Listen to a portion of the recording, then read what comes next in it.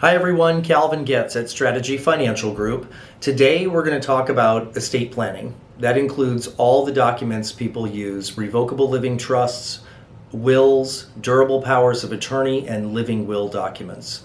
Now, I'm not an estate planning attorney and I'm not giving you legal advice, but today we're going to talk about some of the general estate planning topics that we run into while doing financial planning for our clients who are looking for retirement planning support.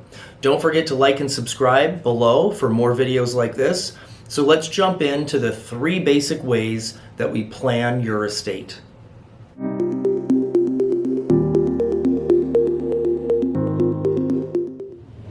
Okay, the 3 basic ways to plan your estate include, number 1, do nothing.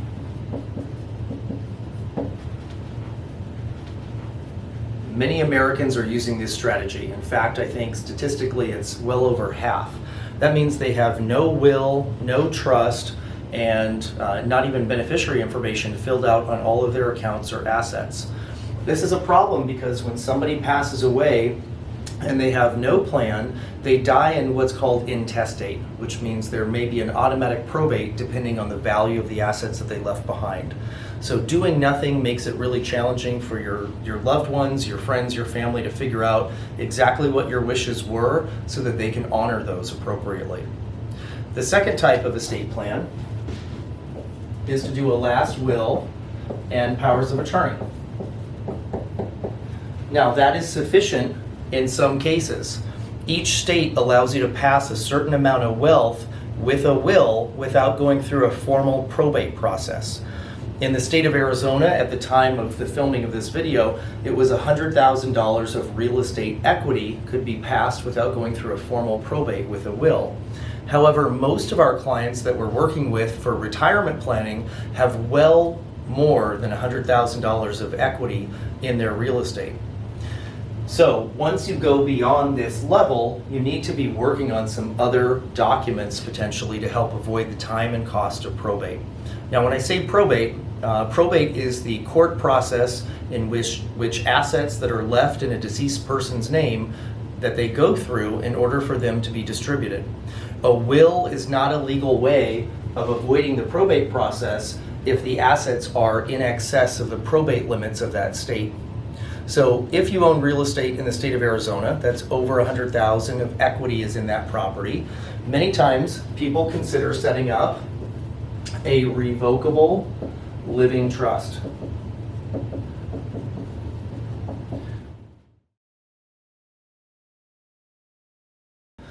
A revocable living trust is an entity that gets created.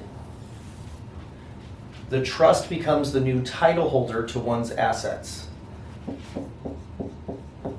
So the trust has a series of managers called trustees.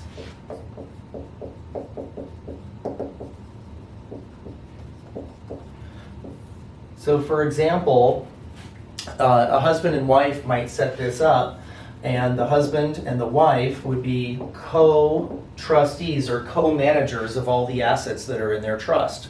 Let's assume they have 3 children, and there are 2 oldest children they would like to name as their executor or their successor trustee.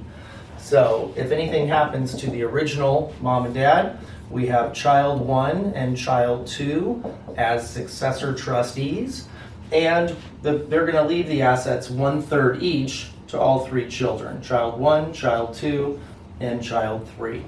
So setting up the basic documents for a trust include the same roles that you would consider when doing a will, which is who's going to be the executor role and handle the assets in the event of death, and who would be the beneficiaries. But the difference is with a trust, this person or persons will also manage the assets in the event of your disability or incapacity as well, not just upon death. Now, once the trust is established with a system of management and distribution, then we want to fund the trust with the assets that are appropriate to put into it so that we can avoid probate. So for most people, the main asset is their primary home. The deed for the home gets transferred or recorded into the name of the trust. There is no tax liability for making that change. So now on the deed, it says that the trust is the owner of the property and that the trust is managed by the trustees. Any non-qualified accounts, non-qualified means after tax. So a brokerage account that was funded through savings over time, non-retirement accounts. The name on those accounts, including checking and savings accounts, those are after tax. Those also get transferred into the name of the trust.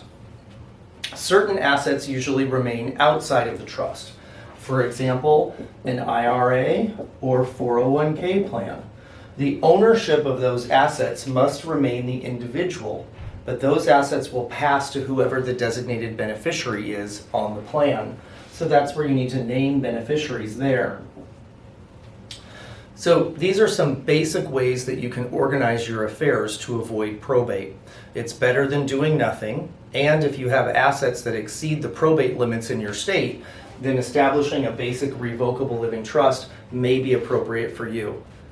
Don't forget to like and subscribe. To schedule an appointment, click the link in the description below to have access to our calendar. You can also visit our website at strategyfinancialgroup.com.